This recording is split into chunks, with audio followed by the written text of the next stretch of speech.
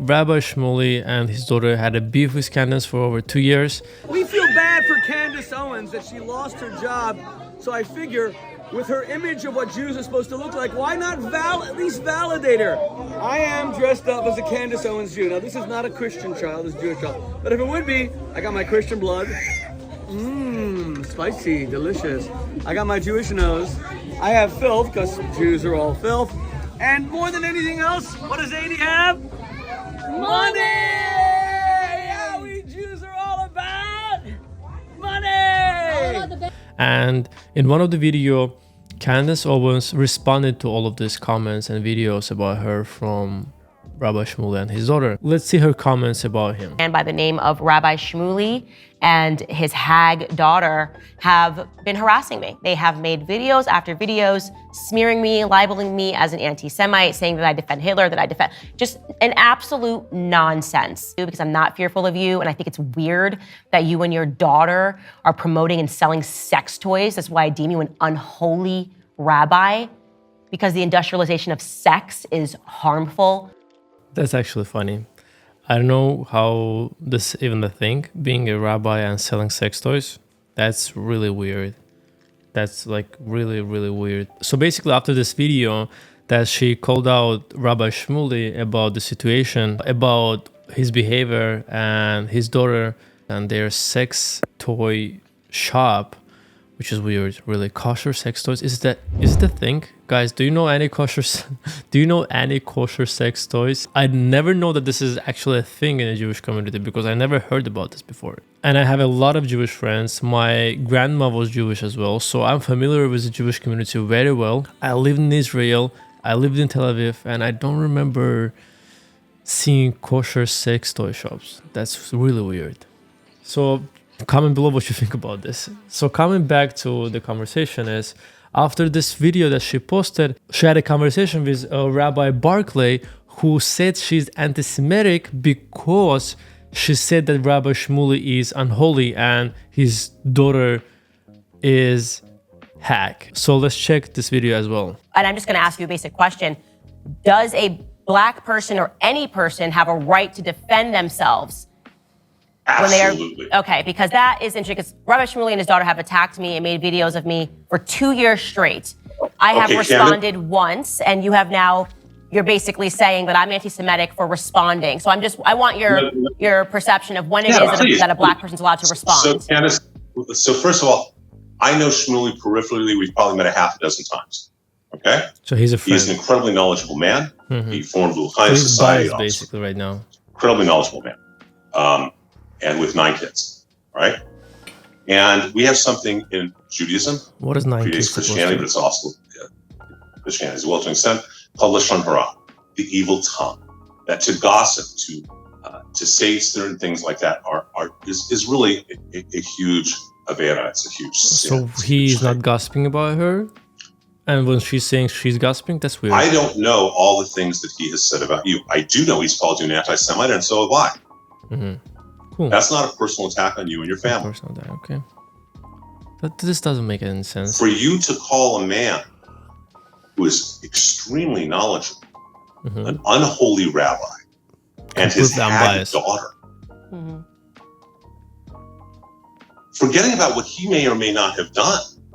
Okay, cool. If he's attacked you personally, if he's said whatever horrific things about you personally, that you are a blankety, blankety, blankety, blankety, blank, he's wrong.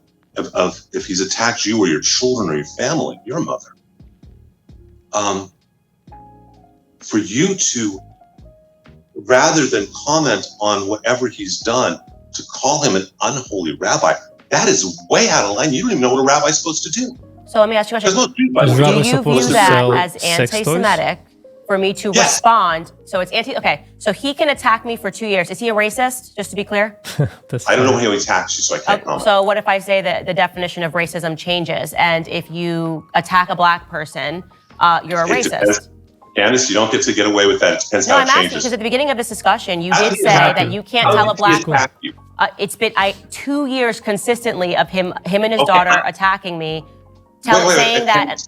I wasn't there. I'm asking Okay, but if you're saying that you weren't there, why would you put this into writing? Wait. Isn't it incumbent upon you to research what's happened before you start saying to me that defending myself is anti-Semitic?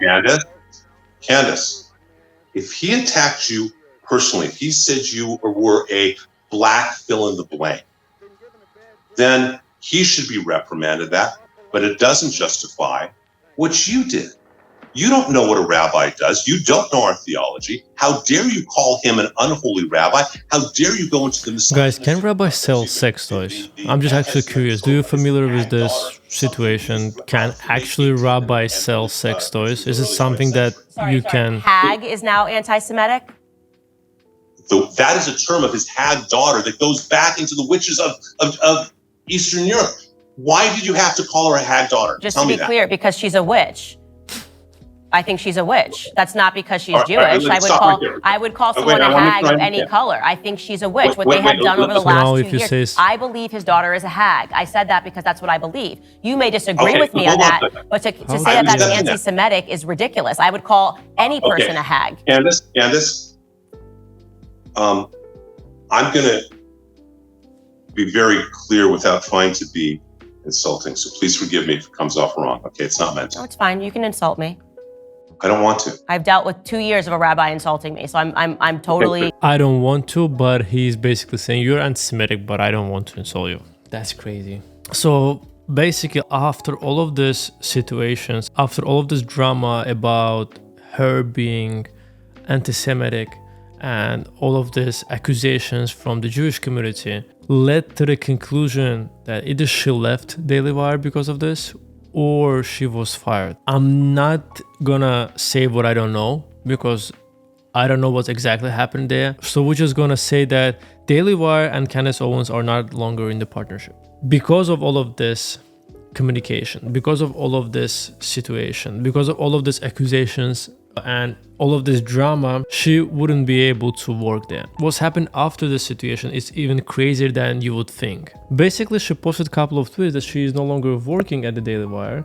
She said, "The rumors are true. I am finally free." She tweeted, "Christ is King." A lot of people from Jewish community took that tweet very anti-Semitic. Andrew Clavin, who is one of the hosts at Daily Wire, actually posted on his YouTube channel what he thinks about Candace Owens after she posted this "Christ is King" tweet. And the craziest part, before you're gonna watch this video that I'm gonna put on, he's Christian Jewish.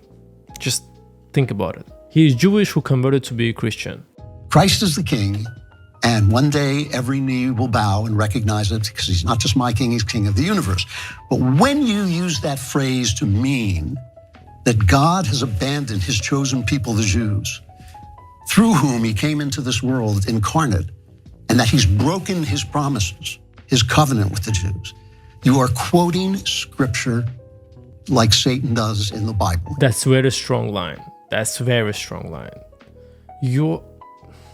I don't want to repeat that. I think this is crazy. I can understand the logic behind this, but you are biased because you're working at the Daily Wire right now. I always not take seriously someone's opinion when we are biased, the same way when you go to the court and we choose people who are gonna judge the person in the court. And if they are biased and they have similar background or exposed to the situation that happened in this specific court case, we don't let them decide if the person is guilty or not. And we choose different people to do that. Because you being biased is nullified your opinion about certain topics. And I think in this situation, especially with Andrew Clavin, is very biased. If you like this clip, you can watch another one right here.